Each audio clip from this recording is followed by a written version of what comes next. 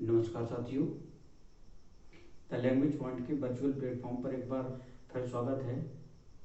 आप हमारे पीछे ये एक्टिव पैसिव लिखे देख रहे होंगे। इससे पहले मैंने आपको एक सेशन दिया था और रिकॉर्ड भी हो चुका था 30 मिनट का, लेकिन साउंड मैंने शुरुआत में देखा नहीं, साउंड प्रॉब्लम की वजह से आज उसी को दोबारा रिकॉर्ड करना पड़ रहा है।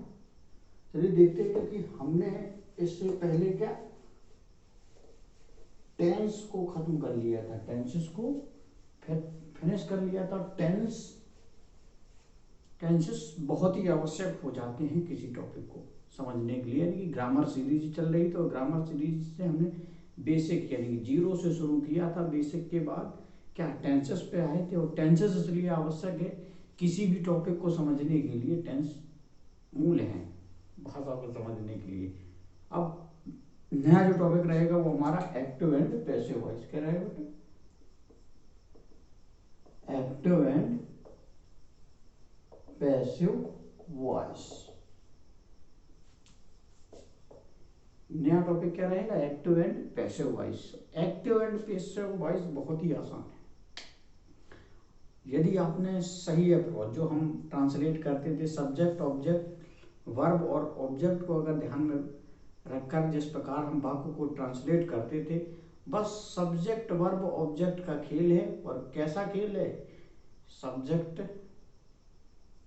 वर्ब ऑब्जेक्ट, कभी ऑब्जेक्ट वर्ब सब्जेक्ट। अब एक्टिव वॉइस, कोई सेंटेंस को ही हम क्या कहते हैं? Active voice. और एक्टिव वॉइस का स्ट्रक्चर क्या होता है? एक्टिव वॉइस का स्ट्रक्चर होगा subject verb object plus other. यही एक सेंटेंस का भी स्ट्रक्चर होता है। एक्टिव वॉइस या सेंटेंस का भी एक यही स्ट्रक्चर होता है। उसमें सब्जेक्ट होता है, आपको उसमें वर्ब मिलेगी, वर्ब के बाद आपको ऑब्जेक्ट मिलेगा, ऑब्जेक्ट के बाद अदर्स भी मिलेगा। अदर्स में क्या फ्रेज आ जाते हैं। जैसे मैंने लिख दिया Ram is eating a mango, Ram is eating a mango of Hiralal, Hiralal में अपॉस्ट्रोफी एस लगा दिया, हीरालाल्स गार्डन, फुल स्टॉप। मैंने एक सेंटेंस लिख दिया Ram is eating a mango of Hiralal's garden. यानी कि ये एक सेंटेंस है। और क्यों सेंटेंस? सेंटेंस की डेफिनेशन हमें पता है, सेंटेंस है।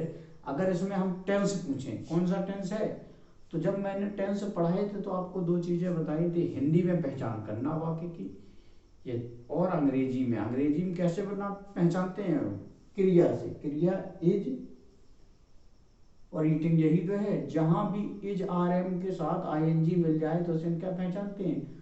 वो कौन सा है? Present continuous. और हिंदी में अगर कोई वाक्य है उसको प्रेजेंट कॉन्टिन्यूअस कैसे पहचानेंगे? रहा है, रही है, मिलता था, वो अलग बात है। इसलिए टेंसेस पढ़ाए थे ताकि आपको यहाँ दिक्कत ना हो। तो अब ये एक्टिव वॉइस है या सेंटेंस है, तो एक्टिव वॉइस है कैसा है? क्योंकि ये इसका सब्जेक्ट हो गया, ये इसका वर्ब हो गया। और मैंने कहा कि ऑब्जेक्ट को फाइंड आउट करना है तो आप वर्ब से प्रश्न कर दीजिए। मैंने कहा क्या ईटिंग, क्या ईट कर रहा, तो उत्तर मिला ए मैंगो। ये ऑब्जेक्ट हो गया। और बाकी जो भी कुछ बच रहा है वो कैसे में आ जाता है? अदर्स में। अब कहाँ के हीरालाल के गार्डन का खा रहा है या कश्मीर का खा रहा है? मैंने कहा राम कश्मीर का आम खा रहा है, तो हीरालाल का गार्डन या कश्मीर ये क्या हो जाएंगे? अदर्स में आ जाते हैं। तो ये एक सेंटेंस का स्ट्रक्चर हो गया जिसे हम क्या कहेंगे? Active voice sentence. ऐसा बेटा होता कुछ नहीं है ना, कुछ भी याद करना। इसमें क्या केवल इंटरचेंज है ऑब्जेक्ट का सब्जेक्ट से, और वर्ब में हल्का सा परिवर्तन होता है। वर्ब हमेशा मुख्य क्रिया और हेल्पिंग वर्ब दो होती है, इसमें केवल हेल्पिंग वर्ब का बदलाव होगा। वो मैं टेंस वाइज आपको बता दूंगा। केवल हेल्पिंग वर्ब में बदलाव होना है, उसके अलावा इसमें कहीं कुछ बदलाव नहीं होना। अब पैसिव का स्ट्रक्चर क्या होता है? पैसिव का स्ट्रक्चर होता है बेटा ऑब्जेक्ट, किसी भी सब्जेक्ट, किसी भी सेंटेंस को अगर एक्टिव है उसको पैसिव में बदलना है तो एक्टिव वॉइस को ऑब्जेक्ट को लाएंगे, उसके बाद वर्ब की थर्ड फॉर्म। और यहाँ एक नोट करने वाली बात यह है, थर्ड फॉर्म के साथ मैंने कहा केवल वर्ब में थोड़ा सा हल्का बदलाव क्या होता है, इसकी सहायक क्रिया में इंटरचेंज होता है, तो सहायक क्रिया भी इंटरचेंज करके रखेंगे और प्लस मेन वर्ब की थर्ड फॉर्म। अब क्या, अब आ जाता है आपको प्लस बाई, बाई के बाद आपको सब्जेक्ट लाना है। अब सब्जेक्ट के बाद जो कुछ भी बच रहा है अदर्स। ये हो गया पैसिव वॉइस का स्ट्रक्चर। मैंने कहा सेंटेंस भी, टेंस भी पढ़ाए थे तब भी स्ट्रक्चर पर जोर दिया था। सब्जेक्ट, वर्ब, ऑब्जेक्ट और अदर में ही एक सेंटेंस को क्लासीफाई कर सकते हैं। तो ये अगर एक्टिव का स्ट्रक्चर है तो पैसिव का क्या है, वह ऑब्जेक्ट आ गया अदर सब्जेक्ट के स्थान पर, और वर्ब, वर्ब में क्या परिवर्तन हुआ, थर्ड फॉर्म। और एक बात और याद रखनी है कि इसकी सहायक क्रिया में भी परिवर्तन होता है, वो आगे बताएंगे, ज़्यादा लोड नहीं लेना, जैसा करना है स्ट्रक्चर देखते जाइए। उसके बाद बाई हम अपने तरफ से लाएंगे, सब्जेक्ट अदर्स। अब इसी सेंटेंस को मान लीजिए हम पैसिव में कन्वर्ट करते हैं तो क्या करेंगे, ऑब्जेक्ट क्या है, ए मैंगो, यही स्ट्रक्चर देखना, ए मैंगो। अब इसके साथ इज लगा है तो अभी बताएंगे कि इज को कैसे चेंज करते हैं। इज बीइंग में कन्वर्ट हो जाता है पैसिव वॉइस बनाते समय, इज किस में, इज बीइंग। अभी चार्ट बना के बता देंगे, तो मैंगो इज बीइंग। उसके बाद वर्ब की थर्ड फॉर्म ईट मीन्स खाना, ईट एट ईटन, तो ये ईटन हो गया। अब क्या लाना है, बाई लाना है, बाई के बाद सब्जेक्ट क्या है, राम। अब आदर्श में क्या बचा, of Hiralal garden, of Hiralal garden, ठीक है, ये गार्डन लिख दिया बेटा। तो क्या, राम हीरालाल के गार्डन का, राम हीरालाल के गार्डन का यानी हीरालाल के बगीचे का आम खा रहा है। तो पैसिव वॉइस में से मैंने कहा गया कि एक आम यानी कि आम राम द्वारा खाया गया जो हीरालाल के गार्डन का था, जो हीरालाल के गार्डन था। A mango is being eaten by Hiralal, by Ram of Hiralal garden. और इस हीरालाल गार्डन को यहाँ भी प्लेस कर सकते हैं, लेकिन आपको क्या रखना है, अंत में ही रखना है। ये स्ट्रक्चर याद रखना है। एक्टिव का स्ट्रक्चर क्या रहेगा, subject verb object plus other, जबकि पैसिव का क्या रहेगा, ऑब्जेक्ट वर्ब की third form by subject others. यही इंपॉर्टेंट है। मेन दो आपने ट्रांस और पैसिव वॉइस का क्या रहेगा, ये स्ट्रक्चर आपको माइंड में रखना है और नोट कर लीजिए एग्जाम्पल के तौर पर। अब देखते हैं कि सहायक क्रिया में क्या परिवर्तन होता है। तीन टेंसेस होते हैं, तीनों टेंसेस के माध्यम से हम देखते हैं कि सहायक क्रिया में क्या बदलाव आता है।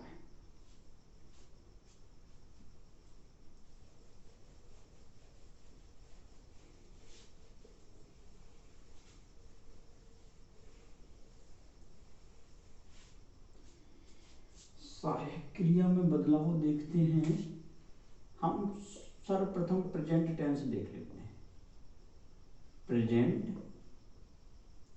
टेंस, प्रेजेंट टेंस में इंडेफिनिट, कॉन्टिन्यूअस, परफेक्ट और परफेक्ट कंटिन्यूअस सभी की सहायक क्रिया। मैंने कहा मेन वर्ब तो हमेशा थर्ड ही रहेगी और सहायक क्रिया में परिवर्तन होता है। एक साइड हम लिख लें एक्टिव, दूसरी साइड लिख लेते हैं हम पैसिव।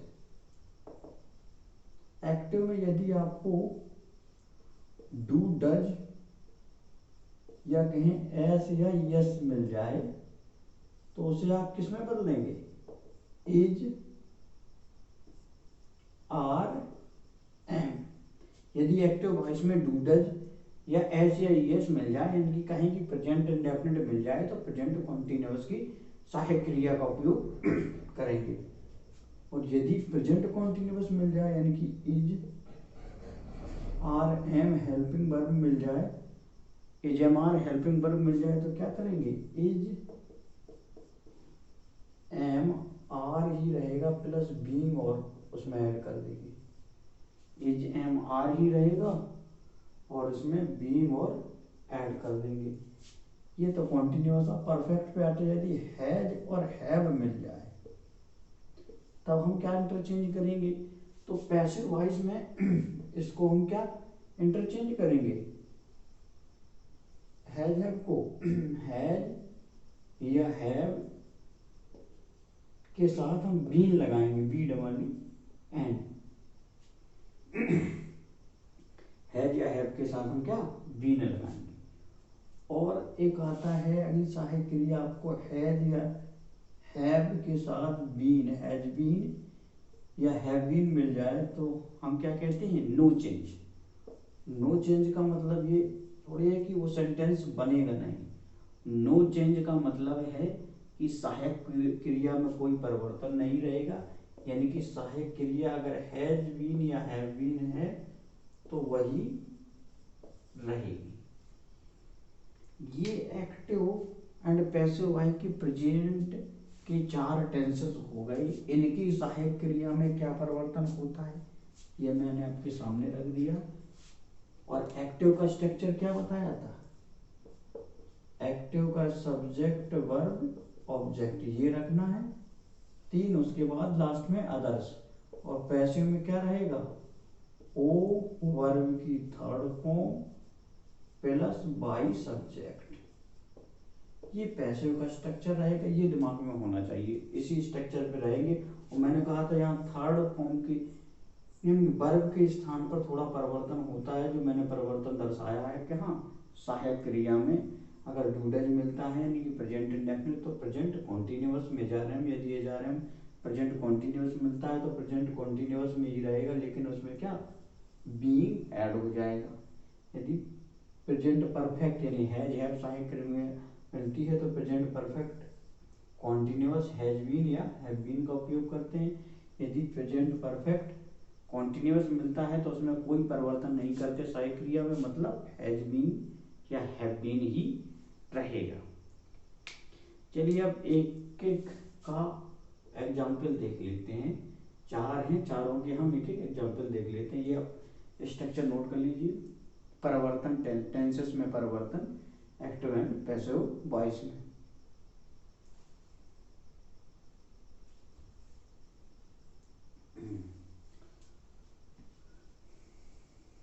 चलिए पॉज करके नोट कर लेना, वीडियो तो रहेगा ही।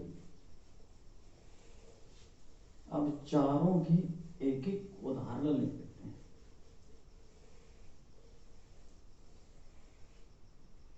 देखिए थोड़ी लाइट की समस्या है।